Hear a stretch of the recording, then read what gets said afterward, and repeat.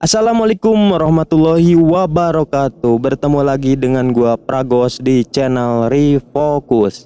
Oke, kali ini gua akan menceritakan alur cerita film yang berjudul Bad Boys Jazz Series, yang menceritakan tentang gangster-gangster yang ada di Hiroshima, Jepang. Semua gangster yang ada di sana memperebutkan gelar gangster terkuat nomor 1 di Hiroshima.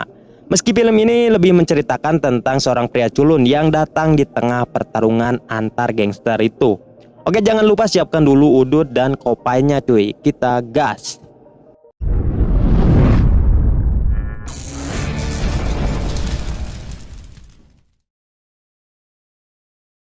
Film diawali dengan diperlihatkannya sebuah geng di kota Hiroshima bernama Gokurakuchou yang sedang mendapatkan masalah karena gengnya itu telah diserang oleh geng lain bernama geng Case.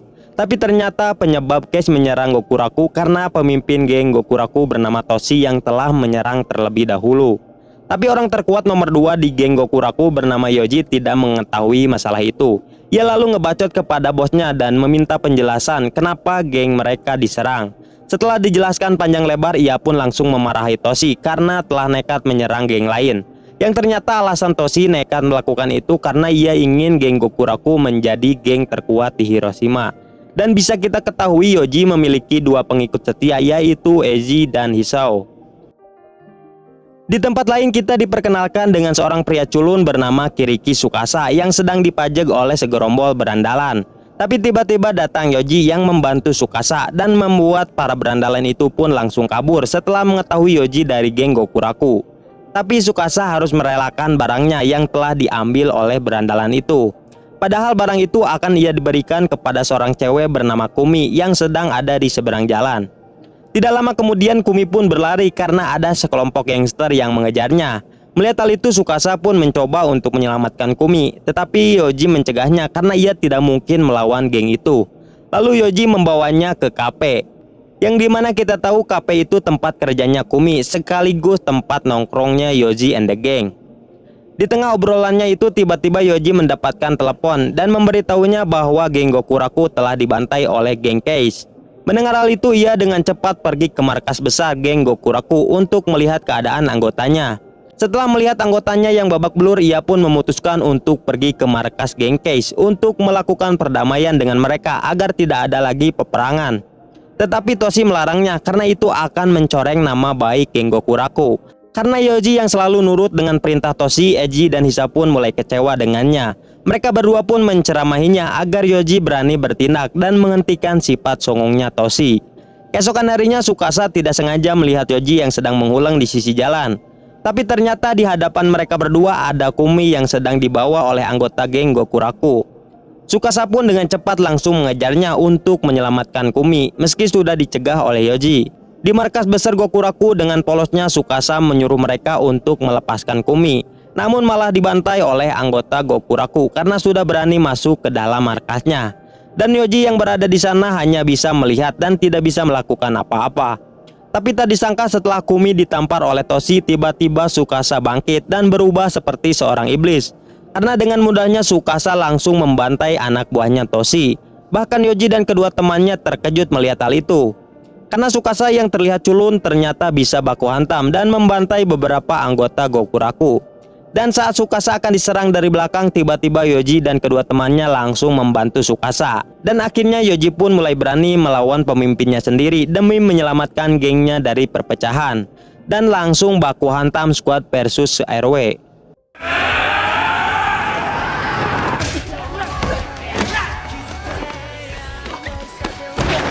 Dan terlihat baku hantam itu Tsukasa and the gang yang lebih unggul, hingga akhirnya Tsukasa harus melawan ketua geng Gokuraku. Namun dengan mudah ia mengalahkan Toshi. Dan setelah mengalahkan Toshi, ia terkejut karena Kumi yang menghampiri Toshi, yang ternyata Kumi adalah adiknya Toshi. Mengetahui hal itu, ia pun menyesal karena telah mengalahkan Toshi dan menyangka kalau ia akan gagal mendapatkan Kumi. Dan setelah pertarungan itu selesai, Toshi pun memutuskan untuk keluar dari geng Gokuraku karena telah dikalahkan oleh Tsukasa. Dan ia juga akan melakukan gencatan senjata dengan geng Case. Lalu ia juga menunjuk Tsukasa menjadi penggantinya sebagai ketua geng Gokuraku. Karena ketua geng yang baru ditentukan oleh ketua geng sebelumnya sesuai peraturan yang ada di Hiroshima. Mendengar hal itu, Yoji pun langsung mencari Tsukasa dan ia juga setuju bahwa Tsukasa akan menjadi pemimpin geng Gokuraku generasi ke-8. Tapi terlihat Tsukasa yang tidak mau menjadi seorang pemimpin karena tujuan dia hanya untuk melindungi dan mendapatkan cintanya Kumi meskipun belum mengenalnya. Keesokan harinya secara diam-diam Eiji bertemu dengan pacarnya bernama Mika, yang ternyata Mika adalah anggota dari geng Naik, geng terkuat nomor 2 di kota Hiroshima. Dan pertemuan mereka berdua dilihat oleh pemimpin ketua geng Naik bernama Hiro. Melihat hal itu, Hiro pun langsung mengumpulkan anak buahnya untuk menyerang geng Gokuraku karena Eiji dan Mika yang telah melanggar peraturan, di mana dalam peraturan anggota geng tidak boleh berpacaran dengan anggota geng lain. Saat di kafe, Yoji mendapatkan kabar bahwa gengnya telah diserang oleh geng Naik. Lalu Yoji dan Tsukasa pun pergi ke markas besar dan menanyakan kepada anggotanya alasan geng Naik telah menyerang gengnya. Karena geng Naik tidak mungkin menyerang geng lain tanpa alasan. Dan di sini Eiji pun belum mengakui bahwa dia telah berpacaran dengan Mika yang menjadi penyebab gengnya diserang. Bersamaan dengan itu, Mika juga dibawa paksa dan diinterogasi oleh Hiro karena Mika yang telah melanggar peraturan. Tapi Mika menjawab bahwa sebenarnya dia tidak tahu bahwa Eiji adalah anggota geng Gokuraku. Lalu Eiji pun menelpon Mika untuk tidak bertemu dulu karena dia yang takut hubungannya diketahui oleh Yoji.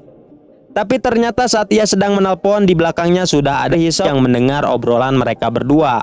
Tapi Yoji yang baru mengetahui dari Hisao tentang Eiji dan Mika, ia pun langsung memarahi Eiji dan menyuruhnya untuk putus dengan Mika agar geng Naik tidak menyerang gengnya lagi. Hingga akhirnya Eiji malah pergi dari sana untuk mengulang di sisi jalan. Dan Tsukasa yang tidak mengetahui apa-apa langsung mengejar Eiji untuk menenangkannya. Di sana Eiji pun menceritakan semuanya bahwa ia telah berpacaran dengan Mika dan sebenarnya ia tidak mengetahui kalau Mika adalah anggota Naik. Tsukasa yang mengetahui hal itu, ia pun menyuruh Eiji untuk tetap melanjutkan hubungannya karena percintaan tidak bisa dicampur dengan sebuah aturan geng. Tapi setelah selesai mengobrol, Eiji malah nekat pergi ke markas besar geng Naik untuk menemui Hiro untuk menyelesaikan masalahnya. Di sana ia langsung disambut hangat oleh Hiro dan anak buahnya. Dan tanpa banyak bacot, ia pun langsung dihajar dan dikeroyok oleh mereka. Di tempat lain, Tsukasa yang datang ke kafe diberitahu oleh Kumi bahwa Yoji dan Hisao telah pergi setelah mendapatkan telepon dari Eiji. Mendengar hal itu, dengan cepat ia pun langsung pergi ke markasnya geng Naik untuk menyelamatkan mereka. Bersamaan dengan itu, Yoji dan Hisao yang sudah sampai di markasnya geng Naik melihat Eiji yang sudah babak belur oleh geng Naik. Tetapi Yoji dan Hisao hanya bisa terdiam karena disuruh untuk tidak ikut campur oleh Eiji. Dan tidak lama kemudian datang Tsukasa yang langsung ngebacot bahwa peraturan itu dibuat untuk diubah karena dia yang menolak dengan peraturannya itu. Di sini Hiro pun baru mengetahui Tsukasa adalah pemimpin baru geng Gokuraku. Dan akhirnya mereka bertiga pun kembali bersemangat dan langsung baku hantam dengan anggota Naik. Meski hanya bertiga, tetapi kekuatan Gokuraku tidak bisa diremehkan. Hingga akhirnya mereka semua tumbang dan tersisa hanya Hiro dan Tsukasa, ketua versus ketua. Hoyo.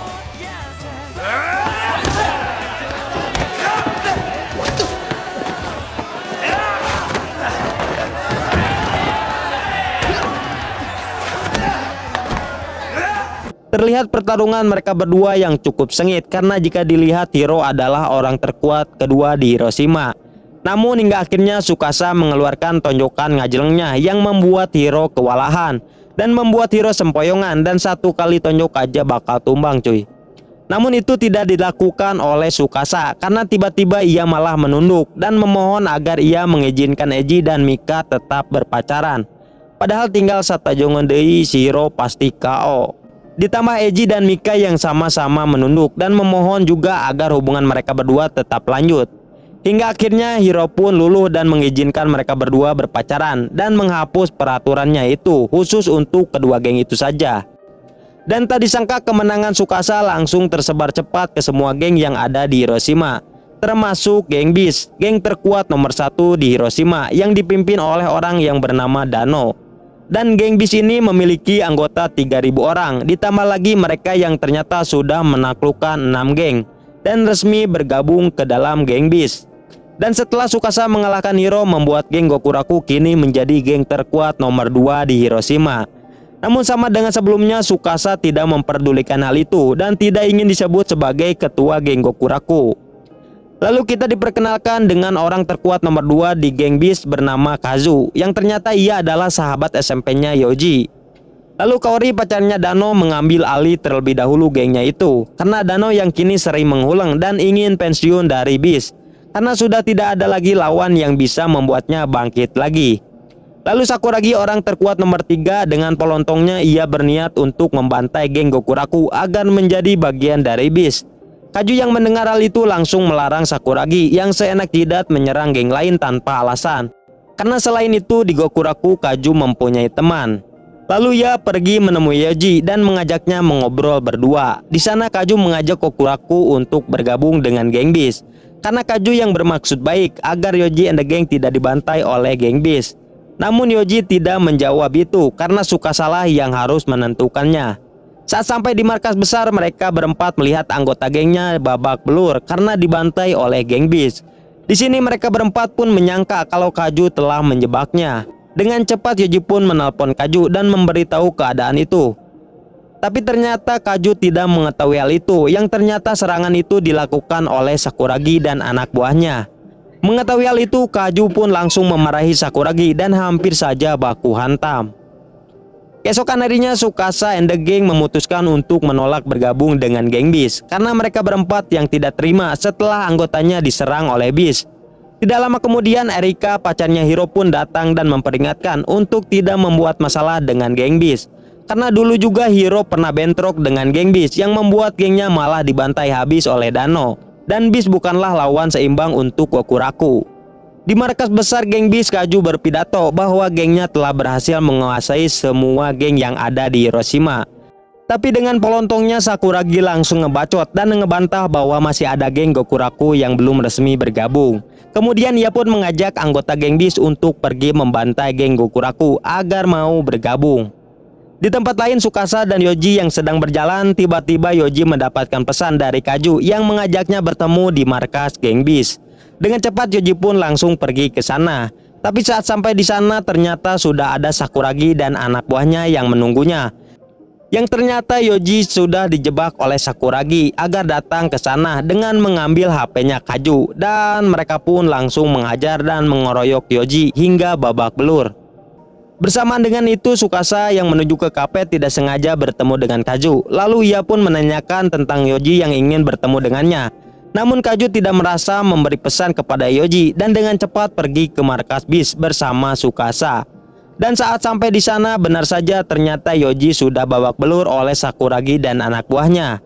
Tsukasa yang melihat hal itu langsung mengajar Sakuragi hingga ngacleng. Dan disinilah akhirnya Tsukasa pun mengakui bahwa dirinya adalah pemimpin geng Gokuraku generasi ke-8 dan langsung ngamuk di sana karena melihat Yoji yang babak belur. Dan baku hantam itu terdengar oleh Dano yang sedang menghulang. Mendengar hal itu, ia pun langsung keluar dan melihat semua anak buahnya termasuk Sakuragi sudah dibantai oleh Tsukasa sendiri.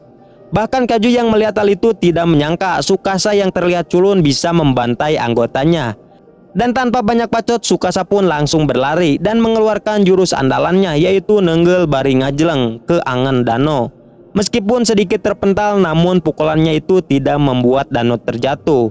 Dan saat mereka berdua akan baku hantam, terdengar suara sirine polisi yang menuju ke tempat itu. Mendengar hal itu, mereka pun semua langsung kabur dari sana.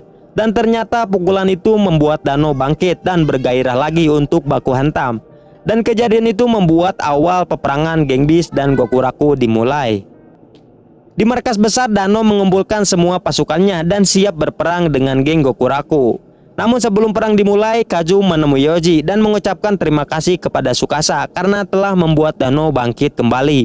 Karena Tsukasa satu-satunya orang yang berhasil membuat Dano bangkit. Dan sebenarnya Dano hanya ingin Baiwan dengan Tsukasa. Lalu Kaju menyuruh Yoji untuk keluar dari gengnya karena dia yang tidak akan segan-segan menghajar Yoji jika peperangan dimulai. Setelah obrolan mereka selesai, Yoji pun menceritakan kepada Eiji dan Hisao, lalu memintanya untuk tidak memberitahukan kepada Tsukasa, karena itu akan membahayakannya jika Tsukasa ikut berperang. Singkat cerita, terlihat semua anggota Beast yang sudah bergerak dan menuju ke markasnya geng Gokuraku. Tapi saat di sana ternyata hanya ada Yoji, Eiji, dan Hisao saja, karena dengan mereka bertiga saja sudah cukup untuk menghajar Beast. Meski terjadi perbacotan dulu hingga akhirnya Dano menyuruh anggotanya langsung menyerang. Bersamaan dengan itu Tsukasa datang ke kafe seperti biasa. Di sana ia bersantuy karena tidak mengetahui Yoji dan kedua temannya sedang berperang melawan geng Beast. Tidak lama kemudian datang Mika yang sedang mencari Eiji, karena dia yang khawatir setelah mendengar rumor dari geng lain bahwa Beast dan Gokuraku akan berperang. Mendengar hal itu, tanpa banyak bacot Tsukasa langsung pergi ke markasnya. Sedangkan Yoji and the gang yang sedang berusaha melawan mereka mulai kewalahan karena anggota geng Beast terus bertambah.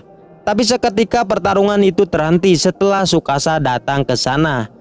Dan disinilah terjadi baku hantam terepik untuk menentukan siapa yang terkuat di Hiroshima antara Dano dan Tsukasa.